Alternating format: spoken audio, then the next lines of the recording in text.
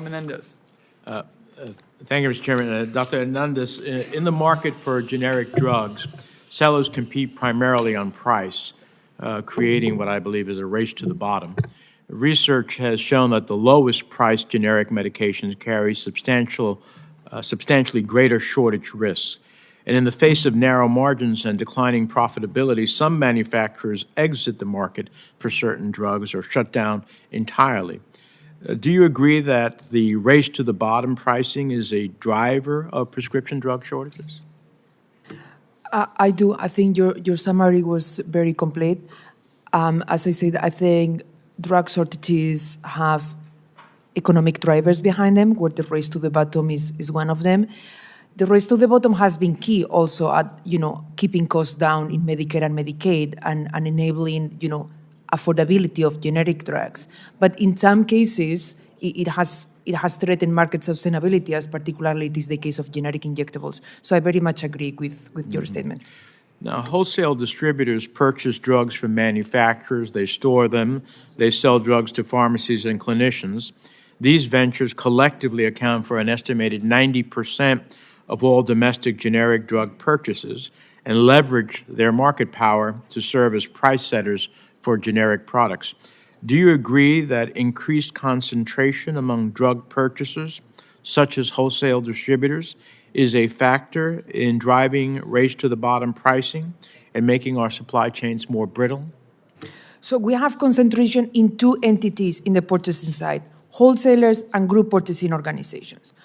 Both of them are highly consolidated, with only 3 or 4 accounting for the majority of the market. Now, on the wholesaler side, we have wholesalers buying generic drugs from manufacturers for basically like 1/3 of the country because of the consolidation. That means that only manufacturers that can produce large enough volume are competitive to be in what we call preferred list of wholesalers. So that also leads to concentration in the manufacturing side. Now, in the group purchasing organization side, these entities, which are also very consolidated, aggregate purchasing power across pharmacies, hospitals, health systems, etc. They contribute to the race to the bottom because they are negotiating these contracts on behalf of a large number of members. Mm-hmm. But I just wanted to differentiate that there's the two types of entities. Okay, I appreciate that. Dr. Wazinska, as we've heard, the generic drug market is one that largely encourages competition on price alone. This makes it challenging for generic manufacturers to invest in additional capacity, manufacturing upgrades, and quality control. As a result, manufacturers can experience quality issues that result in facilities going offline or drugs being discarded. Further, generic drug purchasers appear to have limited information about manufacturer and facility quality management. Are there sufficient financial incentives for generic drug purchasers to prioritize quality and reliability in their purchasing decisions? And if not, what financial incentives should we be considering? No, they're definitely, the market does not reward reliability. I think it can be done on both sides. Definitely it needs to be addressed through the buyers and change the way that buyers place on reliability. That's by far is the most important thing. There have been a number of proposals, and in some of my work I've also proposed that we do also direct investments and provide forgivable loans to help build up the infrastructure and help manufacturers directly get up to par. But that won't change anything if there's still the race to the bottom. So until we actually address how the buyers buy and what they wait, we're not going to make much progress. But if we start rewarding reliability and manufacturers can maintain actually a higher price point because it's rewarded, that reliability, then there's going to be an incentive that will follow. All right. Finally, for anyone on the panel, for many drugs, Medicare is the largest payer in the United States.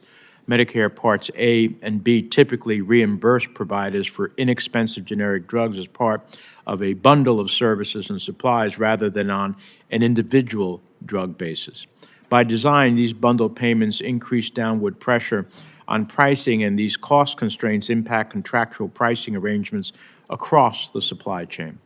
Are there payment and contracting reforms that can enhance predictability and stability with respect to generic drug pricing, payments, and volume commitments?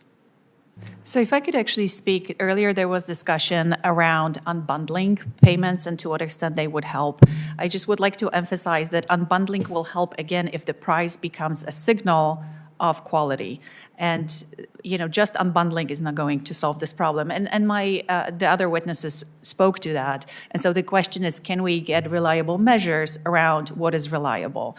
If you, I have more detail about it in my testimony, but I believe that if we wanted to wait, especially for generic sterile injectables, if we wanted to wait for FDA to develop this, it will take time, but I think there are other ways for us to do it through a pay-for-performance program to engage hospitals in trying to do a better job of doing this homework, actually through the GPOs, because the GPOs are actually in a very good position. They already look at supply chains and the reliability of supply chains. They're just not being rewarded for selecting the more reliable manufacturers on their contracts.